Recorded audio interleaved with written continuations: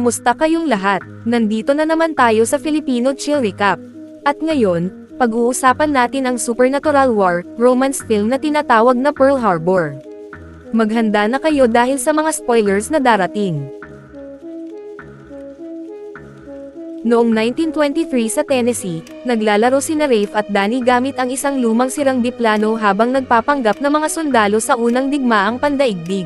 Pinapanood din nila ang ama ni Rafe na nagpapalipad ng kanyang eroplano sa paligid ng sakahan. Pagkatapos lumapag ang ama, palihim na sumakay ang mga bata sa eroplano para maglaro, ngunit aksidenteng na-activate nila ito.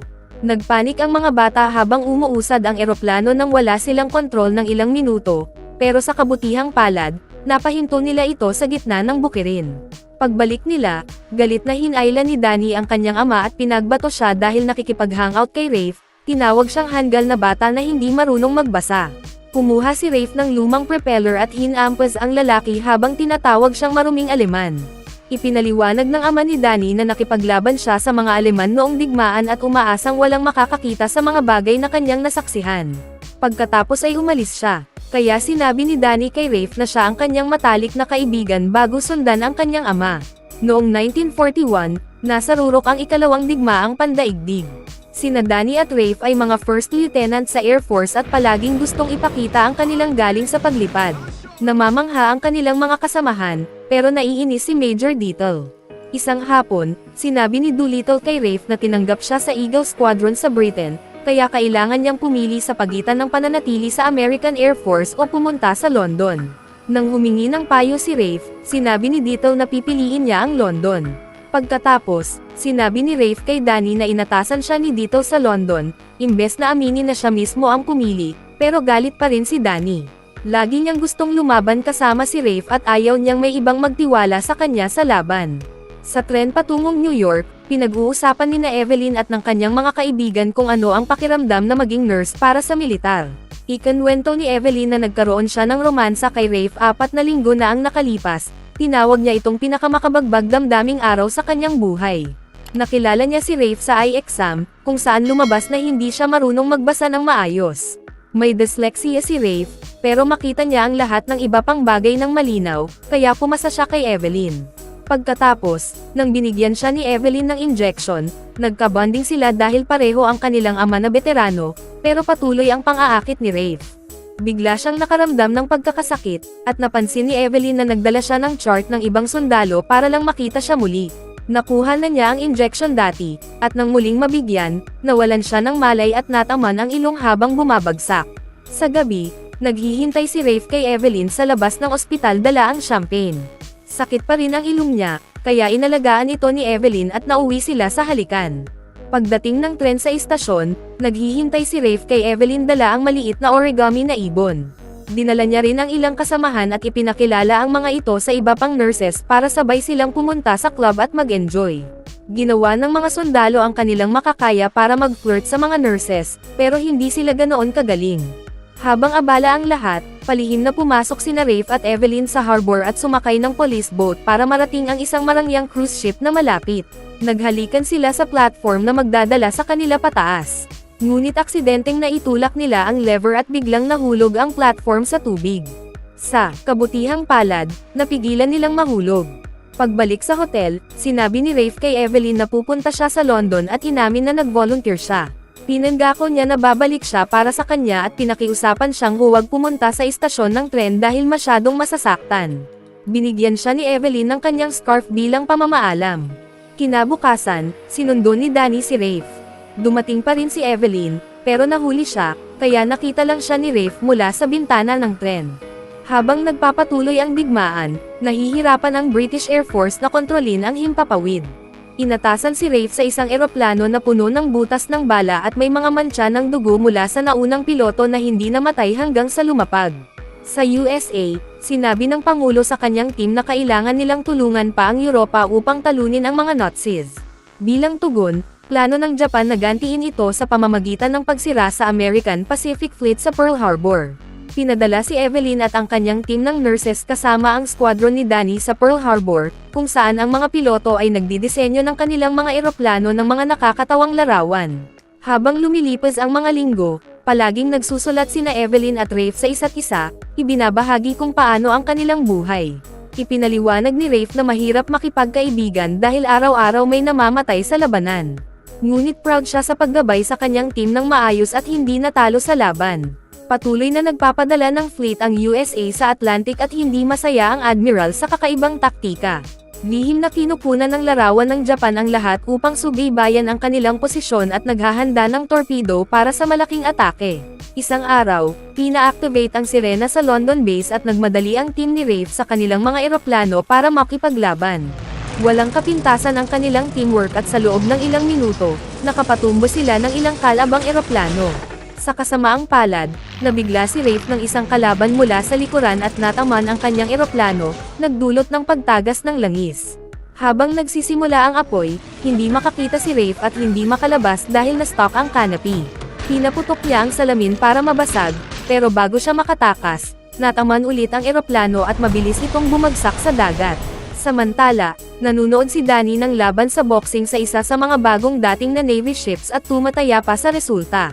Ang lahat ng sundalo ay nag-cheer para sa kanilang paboritong manlalaro, at natuwa si Danny nang manalo ang kanyang fighter.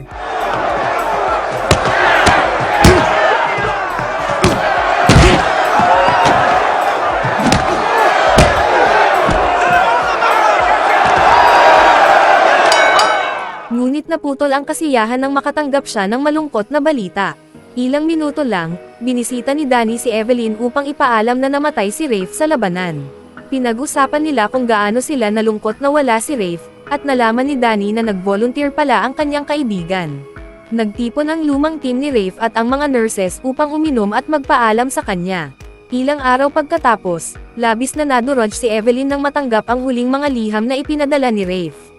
Patuloy na naghahanda ang Japan para sa malaking atake at sinusubukan magpadala ng pekeng mensahe sa kanilang tropa, alam nilang pinagmamasdan sila ng USA. Ngunit nalalaman ng American Intelligence Team na may kakaiba. 3 buwan pagkatapos, magkasama pa rin sina Danny at Evelyn, nakahanap ng aliw sa kanilang pinagsaluhang kalungkutan. Nakalimutan ni Evelyn ang kanyang handkerchief sa restaurant, kaya pumunta si Danny sa bahay ng nurse para isauli ito. Nagkasundo silang magkita ng mas madalas, kahit hindi sigurado si Evelyn. Kinabukasan, tinukso siya ng ibang nurses at tiniyak na okay lang na mag-move on. Sa bahay, inihiga ni Evelyn ang mga liham at origami na ibon bilang huling pamamaalam. Sa Washington, D.C., nadiskubre na nawawala ang Japanese fleet at hindi ito mahanap ng kanilang mga eroplano, na labis na kainahinala. Sa Pearl Harbor, naging mahusay na team leader si Danny. Dumating si Evelyn upang bisitahin siya at inamin ni Danny sa kanyang mga kaibigan na nagdadala siya ng sama ng loob dahil umibig siya sa girlfriend ng kanyang matalik na kaibigan, pero hinikayat siya ng mga ito na mag-move on. Dinala ni Danny si Evelyn sa isang flight upang sabay nilang masaksihan ang paglubog ng araw sa himpapawid. Pagbalik nila, nagtago sila sa parachute garage at nagkaroon ng marahas na kilos.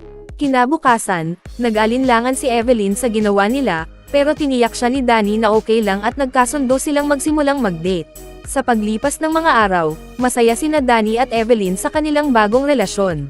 Patuloy na nagmamasid at nag-iispiya ang Japan at USA sa isa't isa at kailangan nilang hulaan ang kahulugan ng kanilang intel. Araw-araw, inilipat ang mga fleet at eroplano sa magkabilang panig para laging maging alerto ang kalaban. Isang gabi, nagtatrabaho si Evelyn sa ospital at nang tumangala, nagulat siya nang makita si Rafe roon. Nakatanggap si Danny ng liham mula kay Rafe na nagkukwento kung ano ang nangyari. Nakaligtas si Rafe sa crash at sa pag-iisip kay Evelyn, nahanap niya ang lakas para makalabas ng eroplano at lumangoy sa ibabaw ng tubig. Natagpuan siya ng isang French fishing boat at nanatili sa France para makabawi. Subalit, habang sinusubukan ni Evelyn na halikan si Rafe, umatras siya dahil nakaramdam ng guilt. Sa sandaling iyon, natagpuan sila ni Danny, at umalis si Rafe nang maunawaan kung ano ang nangyayari. Pagkatapos, pumunta si Rafe sa bar para muling makasama ang kanyang mga teammates at ibahagi ang kanyang karanasan. Nang dumating si Danny, gumawa si Rafe ng makang toast sa kanyang pangalan. Nagkaroon ng pagtatalo nang ipaalala ni Danny na akala nila patay na si Rafe, pero patuloy pa rin na iniisip ni Rafe na siya'y ipinagkanulo ng kaibigan at biglang sinuntok siya.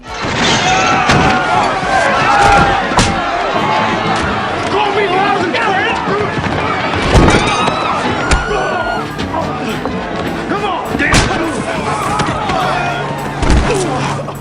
Dumating ang pulis at lahat ng tao sa bar ay tumakas.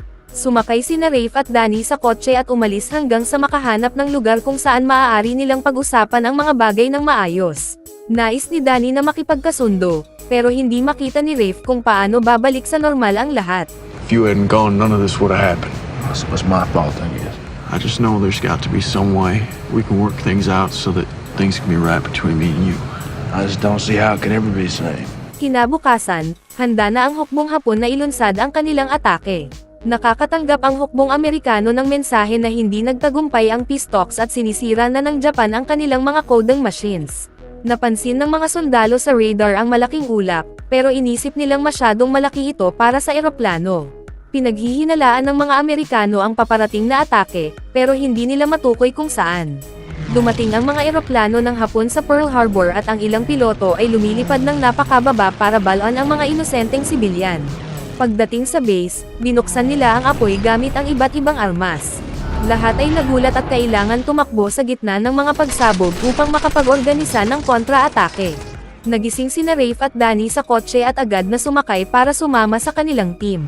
Sunod-sunod na sumasabog ang mga barko ng Amerikano kasama ang buong squadron at maraming tao ang namamatay sa bawat tama. Ang sinumang nakaligtas sa torpedo ay binabagsak ng sunod-sunod na putok ng bala na tinitiyak na wala ng barkong gumagana.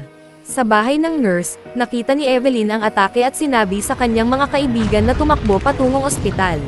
Habang tumatakbo sa mga kalye, marami rin sa kanila ang namatay.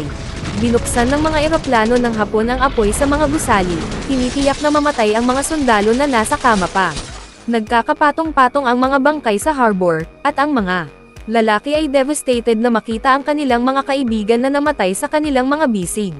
Ang mga nakaligtas sa ilang natitirang barko ay nagbukas ng apoy gamit ang armas ng barko at nakapatumba ng isa o dalawang eroplano, pero malinaw pa rin ang kanilang disadvantage. Ang mga Amerikanong sundalo na tumatakbo papunta sa kanilang mga eroplano ay nasa ilalim ng mabigat na putok, kaya karamihan ay hindi makarating. Ilang sundalo ang sumubok magbukas ng apoy gamit ang anumang armas at umakyat pa sa bubong para sa mas magandang view, pero mabilis rin silang bumagsak. Sinasabog din ang mga eroplano, na nagdudulot ng karagdagang pagsabog at pagtaas ng bilang ng patay. Tumalon sina Danny at Rafe sa kotse at sinikap na lumusot sa gitna ng mga pagsabog at bala, umaasang makahanap ng gumaganang eroplano para makalaban. Sa ospital, kinailangang ilipat ng mga nurse at doktor ang mga pasyente mula sa mga bintana dahil tinatamaan din ang gusali. Tinakpan nila ang kanilang mga katawan gamit ang mga kutsan para proteksyon mula sa bumabagsak na debris habang gumuho ang mga pader ng ospital. Matapos ang maraming takbo, nakapasok sina Rafe at Danny sa isang gusali at nakapagtelepono para humingi ng reinforcement. Sumabog ang katabing gusali at nasira ang lahat ng linya, kaya napilitan silang magpatuloy. Ginabayan ni Danny si Rafe at ang grupo ng sundalo pabalik sa kanyang kotse, ipinaliwanag na may maliit na mechanic runway sa malapit na hindi pa tinatamaan. Ilang eroplano ang sumusunod sa kanila at nagbubukas ng apoy, pero nakaiwas ang mga lalaki sa mga bala, kahit na nasira ang kotse. Sa baybayin, patuloy na lumulubog ang mga barko at maraming sundalo ang nahuhulog patungo sa kamatayan. Ang mga sumusubok lumangoy ay binabaril ng mga eroplano. May ilang lalaki na nagtangkang magtago sa ilalim ng mga lumubog na barko, habang ang iba ay naipit sa bigat ng barko at dahan-daang nalunod. Sa ospital, kinailangang gamitin ng mga nurse at doktor ang iba pang silid tulad ng kusina para alagaan ang mga pasyente. Ganap na kaguluhan ang nangyayari at naapektuhan ang kanilang pangangalaga. We're plugging his artery. Look at me. What do you need? He was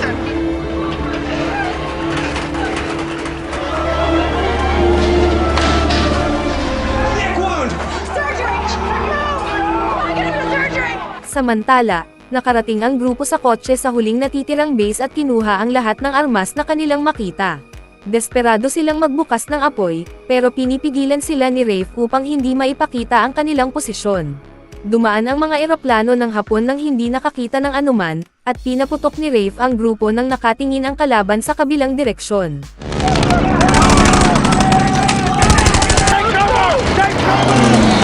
Agad namang bumawi ang Japan at napatay ang ilang sundalo. Labis na nalungkot si Danny nang mamatay ang isang kaibigan, kaya kinailangang hilahin siya ni Rafe palayo sa panganib. Nang magkaroon sila ng pagkakataon, tumakbo ang grupo upang sumakay sa natitirang mga eroplano. Bagaman mabilis na natukoy ng Japan at nasira ang ilan, sabay na umalis si Danny at Rafe sa huling dalawang eroplano, nagkasundo na magtulungan tulad ng dati. Nakapasok sila sa runway bago pa masabog ng kalaban ang hangar.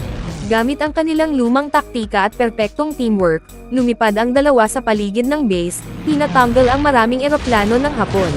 Ang mga sundalo sa lupa ay nagbibigay ng backup fire, pinapatumba ang mga eroplano na sumusubok tumakas. Pagkatapos, narating nila ang harbor kung saan nagtagumpay ang teamwork nina Danny at Rafe na talunin ang ilang eroplano ng Hapon. Dahil wala na silang element of surprise, napilitan ang kalaban na umatras. Sa ospital, kulang ang staff at resources para mailigtas lahat, kaya inatasan si Evelyn na isaayos ang mga pasyente sa pagitan ng mga kayang gumaling at mga hopeless na kaso. Unti-unti ring dumarating ang mga sibilyan, at labis na nalungkot ang mga nurse nang makita ang bangkay ng isa sa kanilang kasama.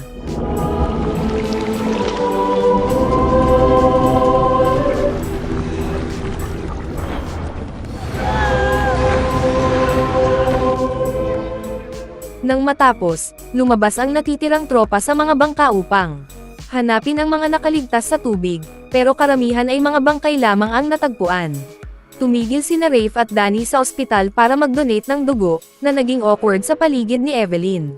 Pagkatapos, sumali sila sa rescue team na nagtutulak ng nakabaliktad na barko upang subukang iligtas ang ilang sundalo na naipit sa loob. Sa kasamaang palad, hindi mabilis ang pagbubukas ng mga gamit, at namatay ang huling mga sundalo. Kinabukasan, nag-usap ang presidente ng US tungkol sa insidente sa isang conference at opisyal na nagdeklara ng estado ng digmaan laban sa Japan. Balisa ang kanyang mga advisor sa kanyang plano, pero tumayo ang presidente mula sa wheelchair upang ipakita na kaya nilang makamit ang anumang layunin. Pagkatapos ng seremonya para sa lahat ng nasawing sundalo, nakipag-usap si Evelyn kay Rafe ng pribado at nalaman na siya at si Danny ay makikipagtulungan kay Major Doolittle sa isang secret mission. Ibinunyag ni Evelyn na buntis siya sa anak ni Danny, at ipinaliwanag niyang ibibigay niya ang buong puso niya kay Danny, pero habang buhay din niyang mamahalin si Rafe. Pagkatapos, pumunta si Evelyn para ihatid ang mga lalaki, at sa wakas ay hinayaan na ni Rafe si Danny na makuha ang kaligayahan nito. Habang nagpapalam sila, nangako si Evelyn kay Danny na hihintayin niya ito at hindi niya iiwan para kay Rafe. Nang muli silang sumama kay Doolittle, nalaman nila na ginawaran sila ng Silver Star at na-promote bilang captain. Sinabi ni Doolittle na napakadelikado ng lihim na misyon at malamang ay hindi sila makakabalik, pero handa pa rin silang lumaban para sa kanilang bansa. Pagkalipas, sinunog ni Rafe ang mga sulat ni Evelyn at sinubukan niyang kumbonsihin si Danny na huwag nang sumama sa misyon, pero dahil hindi alam ni Danny ang tungkol sa sanggol, tumanggi siyang umatras. Ang grupo para sa lihim na misyon ay nagsanay ng ilang buwan at sa wakas ay naging handa na para kumilos noong 1942. Nagbigay si Doolittle ng isang nakaka-inspire na talumpati habang tinatanggal ng mga mekaniko ang mabibigat na bahagi ng eroplano para mas mabilis itong makalipad. Gumawa sila ng ilang test drive, at pati si Doolittle ay ipinakita ang kanyang husay bago sila umalis. Inilipat ang mga eroplano sa mga barkong Amerikano, at ipinaliwanag ni Doolittle na sasalakayin nila ang Tokyo. Mahaba ang biyahe, kaya para makapag-refuel, titigil sila sa China, at tinuruan sila ni Doolittle kung paano sabihin ang "I'm American" sa Chinese. Nag-aalala sina Rafe at Danny sa diferensya ng kanilang bilang, pero tiniyak ni Doolittle na may plano sila. Samantala, sa base, humingi si Evelyn ng pabor sa isang kaibigan, at tinulungan siya nitong makapasok sa communications room para marinig niya kung kumusta sina Danny at Rafe. Ipinaliwanag ni Doolittle ang plano sa kanyang grupo at nagulat ang lahat nang sabihin niyang sasama rin siya sa paglipad, kahit hindi ito sinasang ayunan ng kanyang mga nakatataas. Sa kasamaang palad, natukoy ng hukbong Hapon ang kanilang presensya ng mas maaga kaysa sa plano. Mabuti na lang at nalaman ito ng mga intel ni Doolittle sa pamamagitan ng pakikinig sa komunikasyon ng Japan, kaya nakapaghanda agad ang mga Amerikano. Dahil hindi na sila makakatigil sa China, kulang ang kanilang gasolina para sa buong laban, kaya nagsimula silang magbawas ng bigat sa mga eroplano hanggat maaari. Nagkamay sina Rafe at Danny at nangakong mag-iingat sa isa't isa. Sa kabutihang palad, puro eksperto ang mga piloto ng grupo, kaya nagawa nilang makalipad mula sa maiikling runway ng barko. Nang matagpuan nila ang mga pabrika sa Tokyo, agad silang naghulog ng mga bomba at winasak ang ilang gusali. 3 away! 4 away!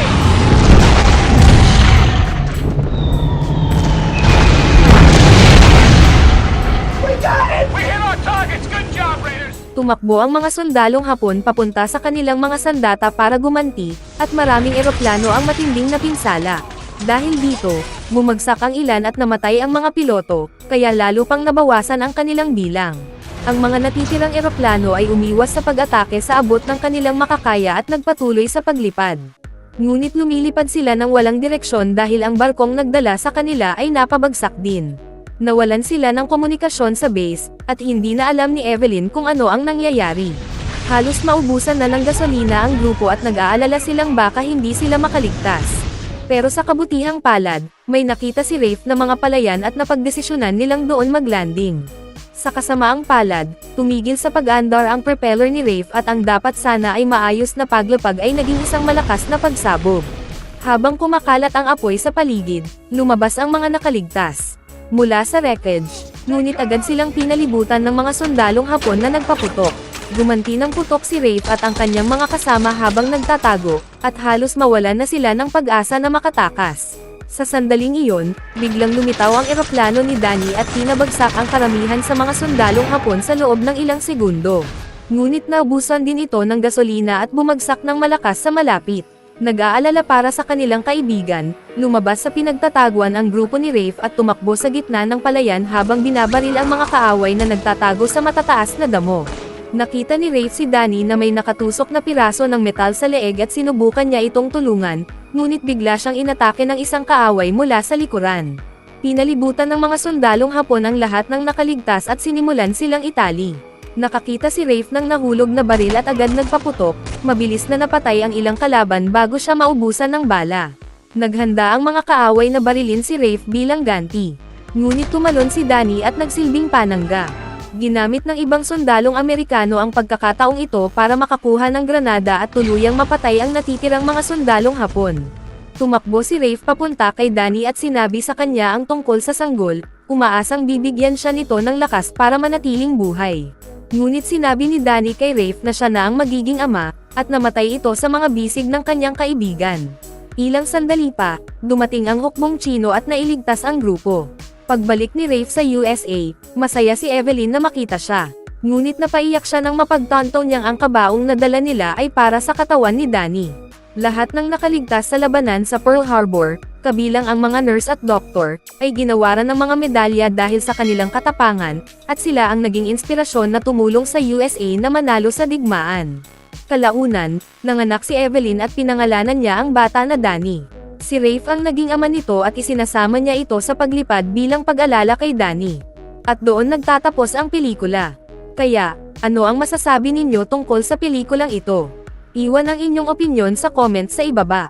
Bago tayo magtapos ay isa-shoutout muna natin si Dark Nero, John G. Joseph Lee, Ezekiel Romero, Ronel Lacno, Jeffrey Bore, Carmela Fesarit from Oriental Mindoro, Inosuke from Lipata Surigao, John Eric Ferreren from Davao City, Joseph Cordero from Valenzuela City, Lea Anroa from Occidental Mindoro, at Rodolfo Salonga from Tangos, Navotas City. Mag-subscribe na kung hindi ka pa nakasubscribe, pindutin na rin ang notification bell at like button para sa marami pang movie recap katulad nito, at mag-iwan ng comment down below.